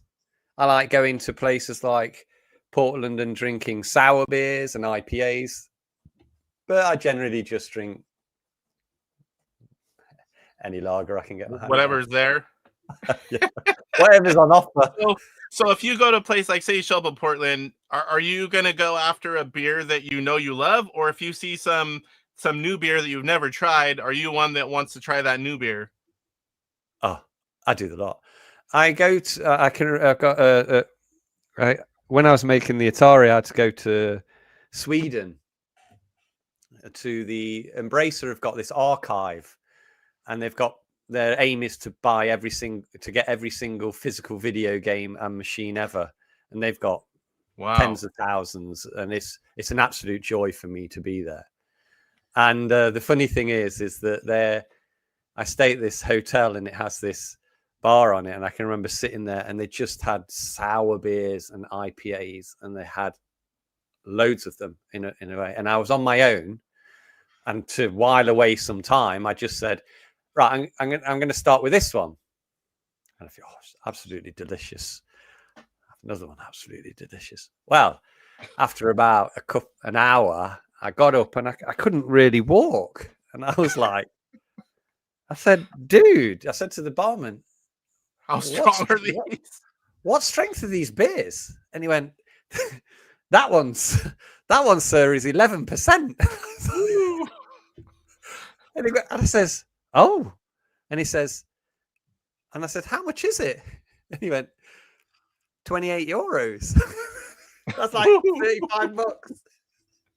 I says, right, I think that's enough for me tonight. But yeah, I love I love traveling the world, trying everything new. Yeah, new food, new places, new drinks. Always, buddy. It's the experience. Okay, we talked about this a little bit too, about adding a player's guide to the UI for each game, overview screen, so manuals, different things. So that's been, and Rev's we were talking about different things and things to buy, and he's one of the publishers, my buddy. He says, I'll buy all of them. I do. If it says Intellivision on it, I will buy it. Okay. I got to think about some new products to bring. What can I bring out? I also show the whole world every Intellivision product. That's half the reason I buy them all. Luis here says, I'm going to buy it as soon as it's available here in Spain. I need some good old-time fun. It's coming, buddy. All right, so it is coming in Spain. That's awesome. All European markets, Australia, and then North America. All normal. I mean, we cater for all of Europe. So it's coming. It's just these things. Some places are a bit delayed in listing for whatever reason. I don't know. But it's coming. There's sometimes it's something like the box has to have a different something on it to be sold in that country, or there's all kinds of things that go on. Yeah, it's so tricky. Studios, he's another big Intellivision YouTuber. Once is asking about controller packs, which we did talk about that. It's possible, but it's and then if they were like different skins, he's talking about the Sears, the Intellivision 2, like if they, sometimes like the Pac-Man, all of a sudden there's a special something and there's different controllers. But again, you would have to have a big enough group to justify something like that. I would be happy with controllers, whatever they were. Yeah. Games. Again, we'll go back to the games. Yeah, games. That's the heart of it all. I mean, having fun playing the old games, but the controllers, standard controllers, I'd be tickled pink to have those. Yeah, the overlays. Anyone wondering? The controllers are the exact same size, or so close that you don't even know the difference. Overlays, your old overlays will fit. The new overlays will work. In the old consoles, it all works. And the Sprint name, that has come up a lot. That's just the Running Man, sprinting. That's where that came from. Yeah. I thought that's what it was. That was one of the questions here by Luis. We're down to the last nitty gritty. Okay. Tarzilla, who is an Intellivision programmer, he's basically asking, will there be some kind of way whenever people are putting out games, including, Atari, are people just going to be able to copy them, or is there going to be a way to add some kind of copy protection for people putting out games? I'm not sure. And he's saying the homebrew developers and producers have already discussed packaging for Sprint specific releases. I've seen a lot of it in the groups I'm in as well. That and another cool thing that's happening, you've got guys like Intellivision Revolution that haven't put out many ROMs. They're already ramping up for Revolution Digital, and Electronite's already talking about it. All the big guys, they're already ramping up to start releasing games to play on the Sprint, which is great to see because there's going to be so many new people to sell these games to. And here we go. We need a digital revolution. So the problem is that they're releasing on cartridge. And if they release on a ROM, I mean, it's so shitty for people to pass that ROM around. But I get I don't know. Both of us are going to support. I'd have to think about it. This is an LTO flash. That's how they do it right now. The game they sell is, if it's protected, it is only works on this one cart, and that's how it's done now. I don't know if there's another way, but again, I'm not a technical guy. This wasn't released to the folders. It would really be helpful, like you said, if it's limited to 256 or whatever that was. If you could have a folder or favorites, or being able to, when you have that many ROMs, just going click, click, click, click, click, click, click, click, click. When you 250 of them, it's going to take a while to go back and forth. Or, I get that. Maybe like on some games where you can click over A, B, C, and just skip around. I don't know. There's lots of little things you can do when you have a lot of files. App Store distribution questions come up. We did talk about that. More concerns about piracy, but most of us are pretty honest. It's like, I guarantee you, I don't buy games and give them to people. There's always going to be people that do that, but the bulk of us want to support, because if nobody supported, they would stop making games. So, I mean, we know we need to support the hardware guys, the software guys, and we need to do that because we want more games. I mean, I can see why people, do it for old games, but you got to be a bit shitty to pass around a ROM from a homebrew guy. Yeah, I mean, come on, guy. But what we're it's you got, these guys are doing it from the side. They're not a rich company, It's like they're putting their sweat and tears into the game. I know.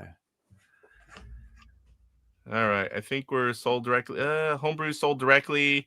They were talking about the Sprint stick. We did talk about that. Getting to the bottom, I'm hoping we have a few more questions of the people that waited to the end. I'm almost there. I know developers deserve to get paid. Yeah, all the developers deserve to get paid. Definitely, it's like I said, if they're not being compensated, they're not going to keep making games. Instruction Bowler Dash.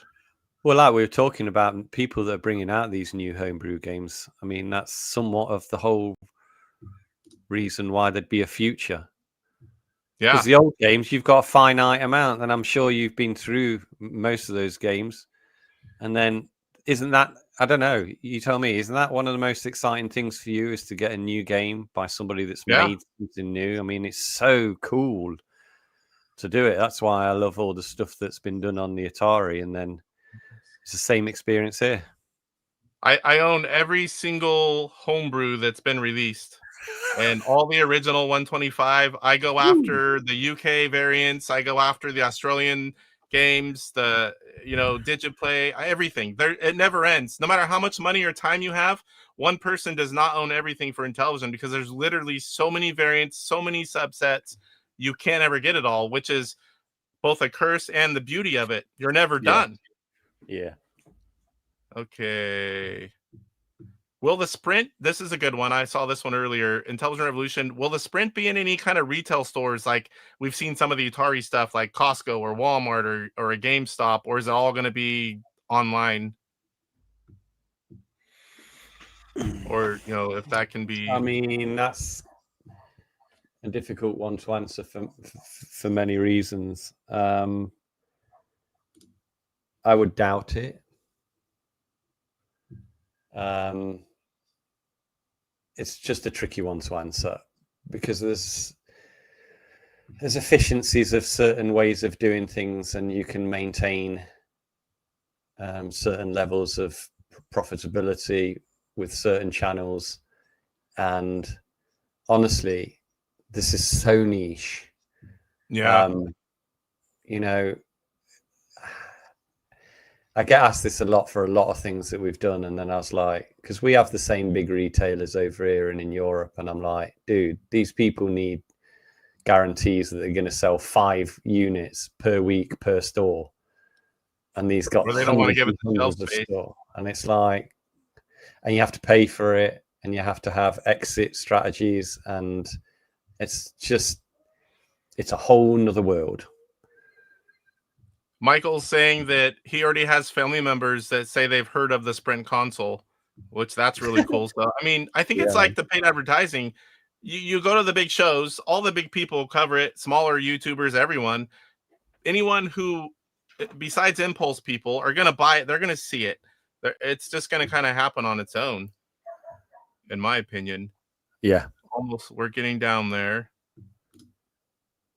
We did talk about that, Michael. He's asking, able to return to the menu from the controller or just the reset button. I did bring that up. What did you say it was? Top left fire button and keypad number 5 for 2 or 3 seconds, whips you straight back. Awesome. That was one of the first things, because as soon as we were playing, we're like, am I supposed to just hit reset? Or yeah. I guess you're standing up next to it, but yeah, of course. Yeah, right there. There you go. Come on. Things just got on. I'll be watching. The World Series is on, or is it on yet? Or is it on later? I don't know. I'm going to be hopefully watching that later. It's Game 7. And Mike, the one that just asked that's a Blue Jays fan, he's hoping that they win. I've been to the Toronto Blue Jays Stadium on holiday once. That's where they're playing games. They're playing Game 7. I threw a pitch. I threw a pitch on that. Yeah, I don't know. I must have been about 10, 11 years age. And we went on this trip around America and Canada. And for some reason, I ended up at the Toronto Blue Jays Stadium and I threw a pitch on it. Weird. Super Mega Graphics 64. I don't think so. But is it true that you have an adapter to hook this to an Intellivision 2 console and then use the cart port to play on the Intellivision 2 to dump it? I haven't heard anything about that. There was a typo or something early on about hooking up a console. Yeah, typo. I think what that actually means is that you can, and actually untested, you were talking about the DB9 to USB connector that we've made. That's the point is that you can.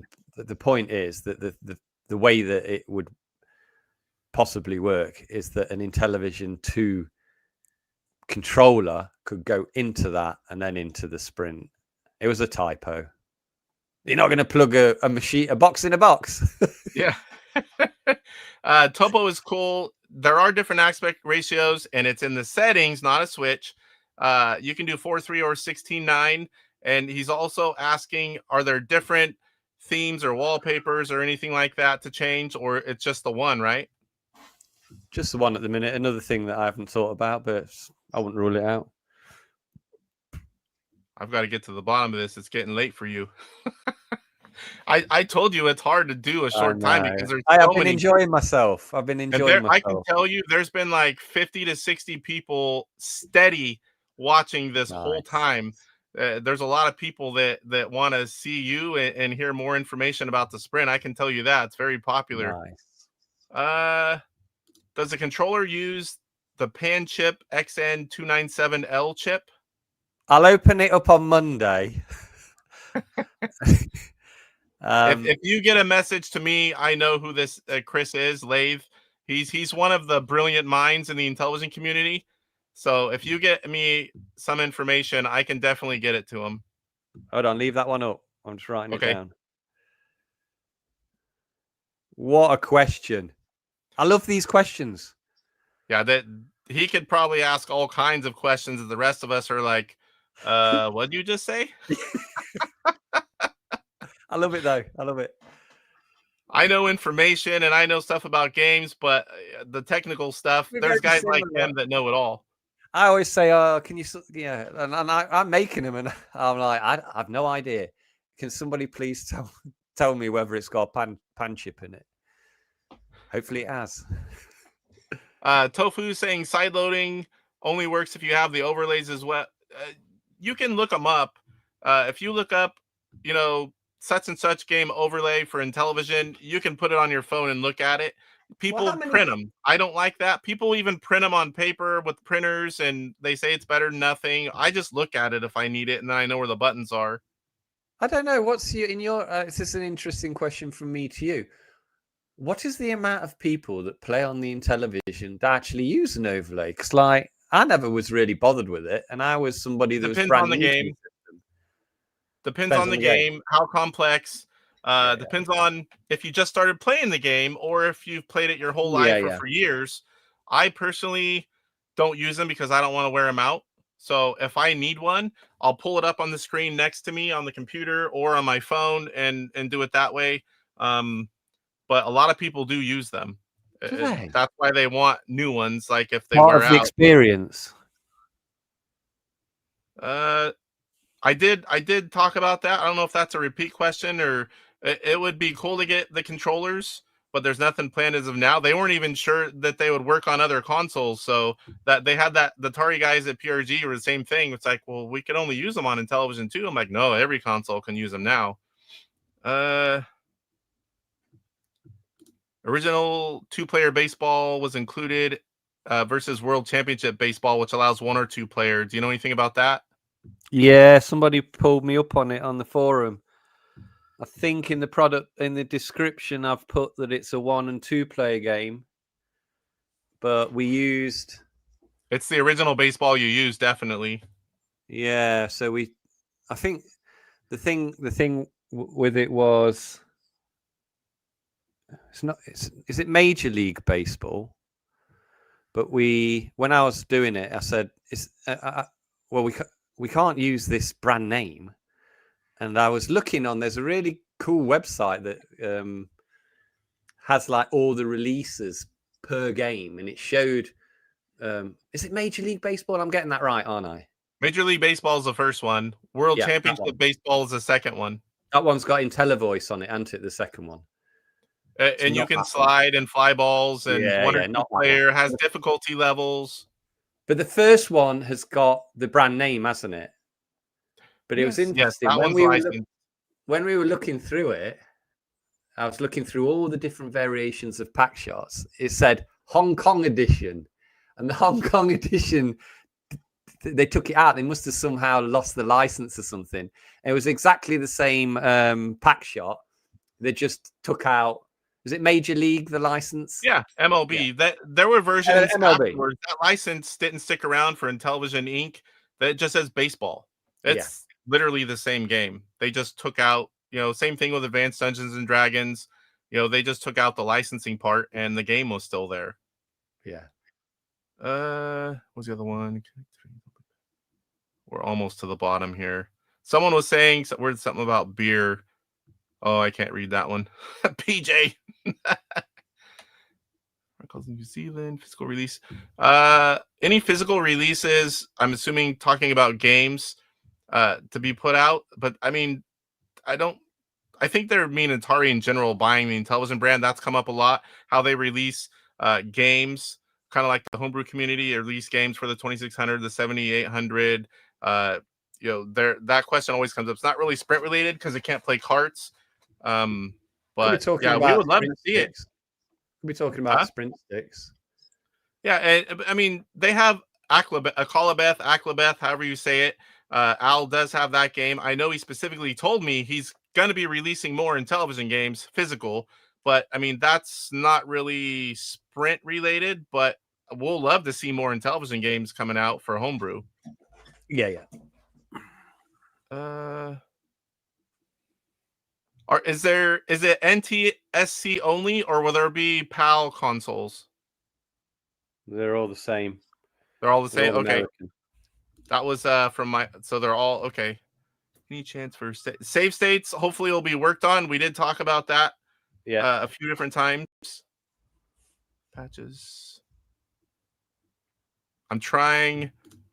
What entertaining and informative interview. Thank you, Mr. Jones and Casey, for doing this, says IR Geek. No problem. And that's Pleasure. the beauty of these. You know, someone with you with all the knowledge and the position, and a YouTuber with the community. You come together, you talk about a console we all love, and so many people get the information out there.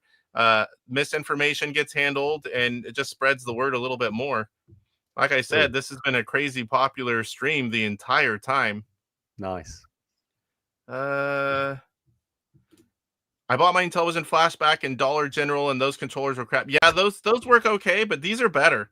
Like he asked me about the side buttons, guys. Intellivision 2, they're really firm. The Flashback controllers are spongy soft. The ones from the Sprint console felt somewhere in the middle to me. I really liked them. I had no issues. Everything was lightning quick. The controllers are pretty good. And you're not going to get that numb thumb unless you're really playing for a lengthy time. No, it's interesting. You know, we were talking about using other controllers and that. And obviously I had my problem of having to get up and go to the machine to press on the keypad. You know, in the end, I really enjoyed using the Intellivision controller with the disc, and I wouldn't be bothered. Maybe I would try the Xbox controller again. But to be honest, I had no desire to use another controller, and I played this thing a lot. And in the end, I had a real quite fondness for it. And that was also because we were constantly tweaking it and making the disc feel better. And in the end, it got to a position where I was like satisfied. I'll tell you one thing, you know, like very close to the end where we were starting to go into manufacture. I had it a few times, but I could never really did it. And the factory said to me, you know, Ben, there's something wrong with this controller. And I was like, well, you built it. And and he said, you know, on Shark, sometimes something happens with the player. And I said, you know what? I have had that once or twice. I says, it also happens on the soccer game. And it's had like a lockout. It locked. If you pressed, you know, when you go in all the directions on the thingy, it would occasionally lock. And I was like, very rarely. And like I said to Bruno, I says, there's something wrong here. And then I was able to trigger it more often. You know, when you're looking for a bug. Yeah, you figure it out. If you get the disc and you pressed it in every single way, you could get it to lock on games, those games. And Bruno was like, oh man. And it was something to do with the timing of the releasing of the signal of the key press. And like we were going into manufacture, yeah. This is serious stuff. Like we're putting some money down to press these things out. Yeah. When he said, luckily it's a software fix. Yeah. That's a good thing. One thing you don't want to do right now with an Intellivision product is miss that date. Nah. Oh, they've all gone. They've all been made. They've all been shipped. So the boxes are final that we saw at PRGE, or now? Were the boxes from the final, they're done, this is what's coming out? You mean the hardware, or you mean the packaging? The box itself, just the box. The ones we saw at PRGE, units 1 and 2. Was it European version or North American version? Oh boy. Did it have an ESRB rating on it? Or did it have like a green... It had several languages on the back. That's all I could tell you. I don't know. I think we made it. Honestly, to be honest, it was basically the last one. The box, there is one change. And you know, I like to put a bit of gloss on the controller and the logos, so there's a feel to it and it looks nice. So the box is matte. I think yours was just the one that you saw at PGA was a prototype, so it was just matte. So that was nice. And I think there are some changes. Prototypes. Yeah, there was some changes to the back of it. Not much though. You basically, and the machine that you saw was a production machine, or like the first. You do like when you make these things, you make like 100, and you do what's called like soak tests, and that one at PGRE was one of the first ones, and we didn't change anything with the hardware after that because it all worked. So okay, someone's asking, well, again, I guess it's kind of Sprint related, making homebrews, how they would where they go for Atari if they've got an Intellivision homebrew they want to put out for people to buy on the Sprint. Is there a person that's the best person to contact for something like that? Well, the only thing that we're thinking about at the minute is those Sprint sticks. I mean, I wouldn't rule anything out, but I mean, Albert would always be your first, wouldn't he?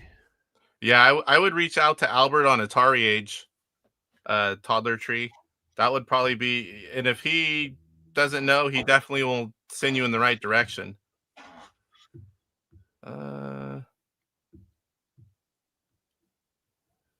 Is the alligator on your shirt a reference to Pitfall? No. Just coincidence? I'm not that clever. I'm not that clever. I'm not that planned. And he says, did you not have David Crane's permission or the Activision license? Why not? Please explain.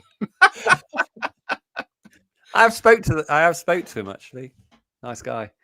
Oh yeah, I just saw he was at PRGE. All three of them from Audacity were there. They're great guys. They love interacting with you guys. He's in all seriousness. Thanks again for doing this. It's been a pleasure. He's another good YouTuber. One of the guys that I used to watch when I got started. Which versions of Deep Pockets and King of the Mountain are on the Sprint? The original unreleased or the homebrew new versions? I don't know. I'll have to find the ROM and have a look. I think Stefan from BBG sent me the ROMs. Okay. Again, if on any of these questions, if it's something you're getting back to me, I know all these people. Well, 99% of them. I can always reach out and give them the answer. I mean, I've got the ROM here. Yeah. I don't know how to file name. He does. Star Paddler says, thanks to you both for this. Michael says it was an international version. Italian flag was wrong. That's what he was asking about the box. Oh, we're almost at the bottom. Champable D, just tuned in. Sorry if I was already asked. A mini console collector. This thing is not really mini. It's like, what is it? 80-something% of the size? More. 85? Well, we couldn't make it. Well, to be honest with you, my experience with other machines, I like the Atari being 80%. And then when we're sitting down making the Intellivision, I was like, well, it was 92 or something when you look top down in dimensional from the top down. So length and width, because what happens is at the very beginning, my graphic designer sits there and he makes a 3D model of it. So you can do pretty much what you want. And I was like, we'll make it a lot smaller and then make it not much smaller. Do me some thingies. And to be honest with you, the bigger were better because you had to keep the keypad at 100%. So if you notice, the little grills in the front, like, between the controllers on the original, there's what? Yeah, that's narrower. And then I says, well, listen, it looks nice with 3 and it doesn't look weird because he had one with 1 and it was all squished that wouldn't. up. And I was like, nah, it doesn't look too right. So it was the bigger saving was on the height of the machine. Did you notice how thinner? Yeah. So I just played around with that and just what did we think it was? I think you guys did a right call because it looks and feels great. The controllers need to be original size, and they are. They dock in still. There's just enough room, like you said. It looks right. Yeah, very important. The hardware. I mean, I always talk about the hardware because that's my favorite part. But like, I didn't even, another last minute change was the plastic color. I always thought I had one in front of me for months, the original. Never even noticed it was very, very, very dark brown. And like, we were going to make a black one. Woo! And the factory said, Brown Ben, and gold. we opened up the original, and from the inside, it's obvious it's brown. I was like, shit. So I went on the internet. I was like, oh my God. And then I've got one, right? I've got a prototype somewhere where they made brown, but it like brown, like light brown. I was like, well, this is terrible.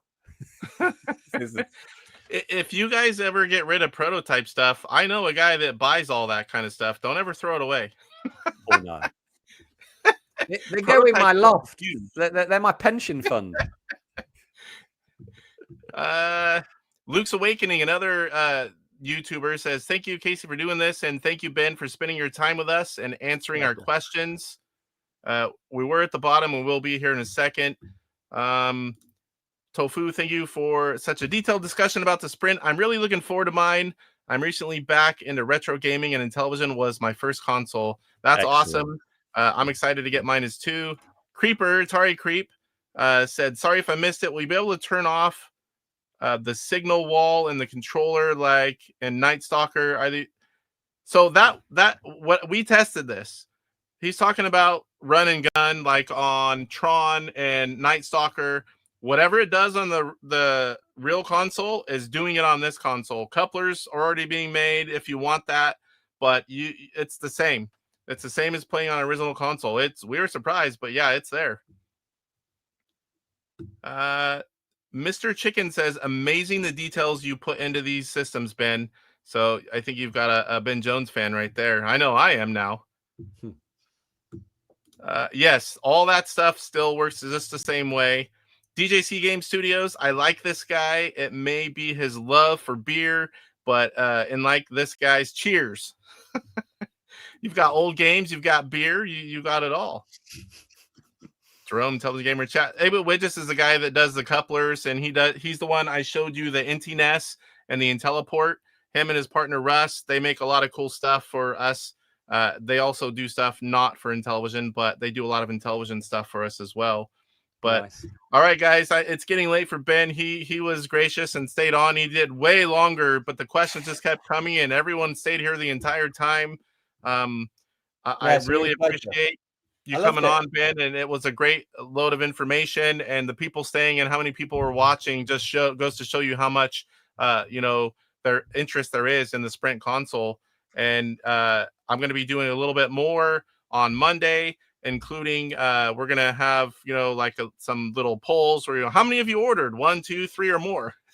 And we're going to go over the AtariAge. Now that we've had your interview, I'll be able to gain the knowledge that you've given us whenever I have questions asked of me. And fire them over.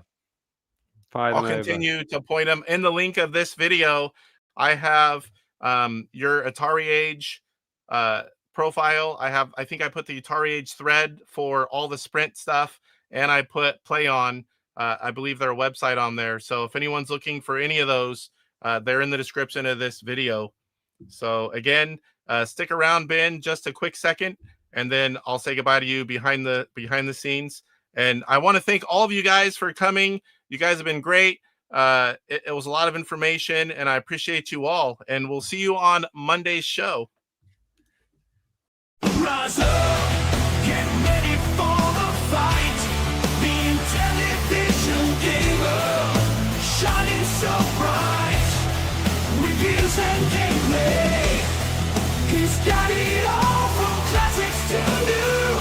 He stands tall, interviews and insights. He's on a mission, unleashing the power of retro intuition. He's got the knowledge, passion untamed.